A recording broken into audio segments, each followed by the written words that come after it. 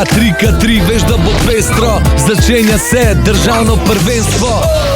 Igramo po celi državi. Vesto, se veš, o čem ti pravi. Z rekordnim številom ekip, na turnirju jih je v 7 kategorijah nastopilo preko 80, se je preteklo soboto na Stritarjevi ulici v Ljubljani začela nova sezona Samsung košarke 3x3, uradnega državnega prvenstva Košarkarske zveze Slovenije v ulični košarki.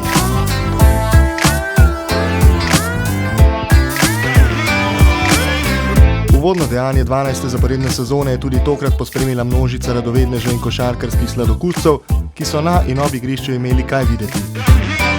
Razgreto ozračje so med prekinitvami dodatno naelektrile brhke plezalke iz celjskega plesnega vala.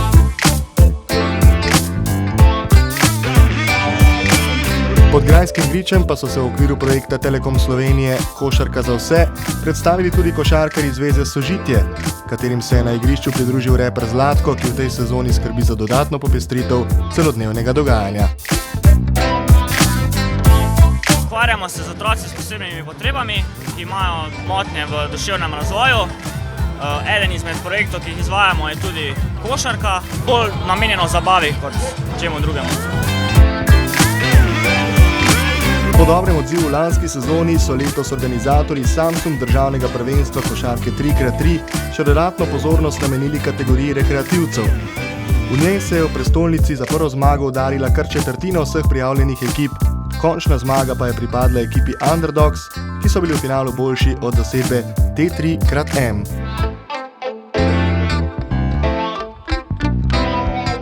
Prve zmagovalce v Samsung državnem prvenstvu sta dobili tudi najmlajši fantovski kategoriji do 15 in 18 let. V prvi se je zmage proti mlademu Kupusu razveselila ekipa JHJ, katero so sestavljali mladi košarkarji 3 klubov Jesenic, Heliosa in Janč. Medtem so zmago v kategoriji U18 slavili Prštivanci, ki so v finalu z 22 proti 14 zaustavili Mašine.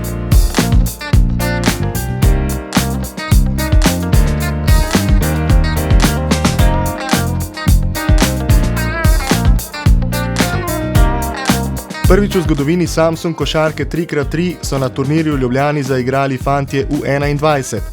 V posebni kategoriji, ki je namenjena lažjemu prehodu teh mladih fantov med člane. Vsi vemo, da je članska ulična košarka v Sloveniji zelo močna in bi zelo težko parirala ostalim ekipam, tako da ja, tale kategorija je zelo dobrodošla v ligi in nam ustreza. Konkurenca je kar v redu, mislim, smo vsi enakovredni, vsak lahko vsakega premaga, kar se je tudi pokazalo danes.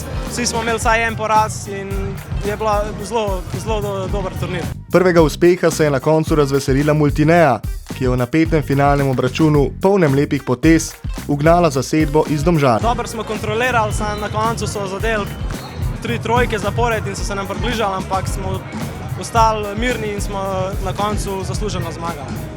Multinea je 80 sekund pred koncem vodila že s 15 proti 9, a so jo Domžale s 3 zaporednimi uspešnimi meti izza polkroga ujele na 16. točki.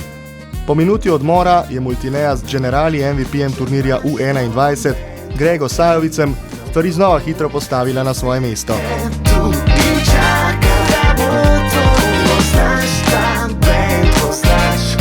Posebna pozornost je bila v prestolnici usmerjena tudi v obečlanski konkurenci, v katerih košarkarji in košarkarice zbirajo točke za nastop v dresu z državnim grbom. Med dekleti so aktualne prvakine iz ekipe Kotiva že na uvodnem turnirju napovedale, da jih tudi v tej sezoni ne zanima nič drugega kot končna zmaga. Zasedba, ki jo je tokrat okrepila reprezentančna kapetanka v dvoranski košarki, 195 cm visoka Sandra Piršič, pri pohodu na vrh ni imela večjih težav. Ja, odlično je, se pravi, prvič je bilo, odločila sem se za to, da prvič po dolgem času spet malo igram svojo sestro, ki je v tej ekipi, in smo se odločili, da sodelujem z že bivšimi prvakinjami in upam, da tudi naslednjimi. Meni je super, no?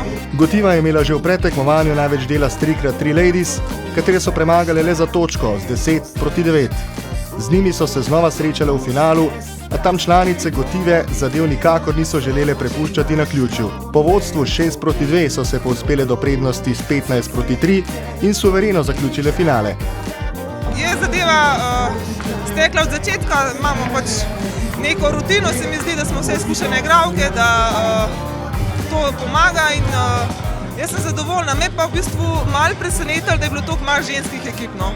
In bi v prihodnje res upala, da se jih bo pač več odločili in opogumali za takole prireditev.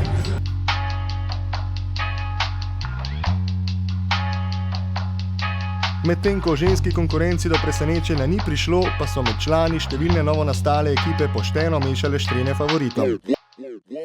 Aktualni prvaki Pro Šport Škorci so se denimo od turnirja poslovili že v četrtfinalu. Za lovoriko prvega kvalifikacijskega turnirja sta se na koncu udarili moštvi srbskaslava.com in 3x3 Domžal, ki sta iz polfinala napredovali po pravi drami. Prva je z 21:18 odpravila 3x3 Maribor, Domžalčani pa so bili z 21:20 boljši od 3x3 Ljubljane Brezovice. Bilo je zelo težko, sploh na to, da je bil cel dan sonce, trda igra, tukaj je dosti enih velikih izkušenih ekip, ki igrajo že vrsto let skupaj. Mi smo nova ekipa, igrali smo na svežino, mlada, hitra, tako da borba je zmagala in srce.